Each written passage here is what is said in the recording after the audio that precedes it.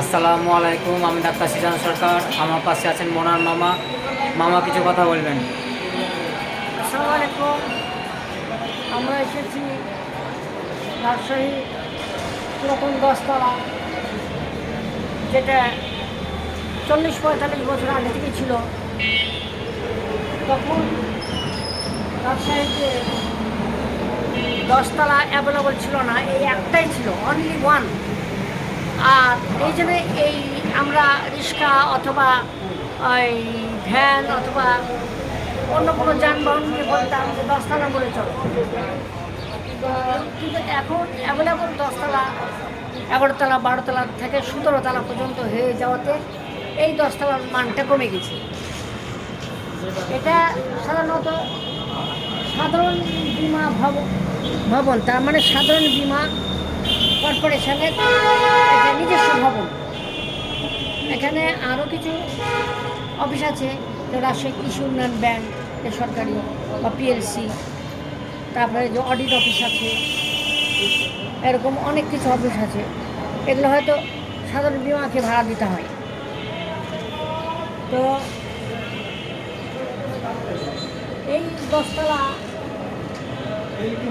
মানুষ কল্পনাই করতে পারেননি যে একসময় এই রাজশাহী সিঙ্গাপুরের মতন এত উঁচু উঁচু বিল্ডিং হবে। তখন মানুষের কল্পনা ছিল হয়তো যে এটা সরকারি ভবন, সেই জন্য হয়তো করেছে। কিন্তু এখন ডেভেলপাররা যেভাবে 10 তলা থেকে 17 তলা পর্যন্ত করছে, তাতে এক পর্যায়ে দেখা যাবে যে একতলা আর বাড়ি থাকবেই না। যদিও এখন পুরা ঘর পাওয়া যায় না, দুটা 3টে হয়তো মধ্যে পুরা ঘর আছে, আমি দেখাবো আপনাদেরকে। টিনের ছাদওয়ালা থাকে, টিনের ছাদ।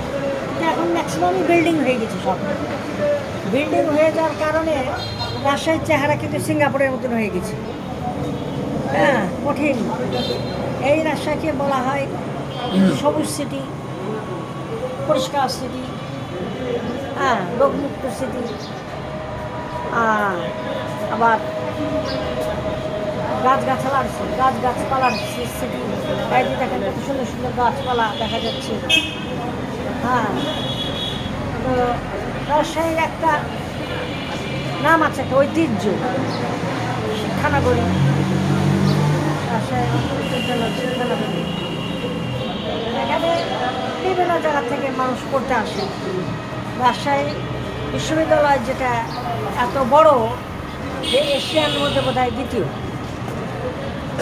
রাজশাহী আমরা এখানে এসেছি দাঁতের ঠিকানা। তো আল্লাহ হাফেজ, পরের ভিডিওতে দেখাবেন ইনশাল্লাহ। আল্লাহ হাফেজ।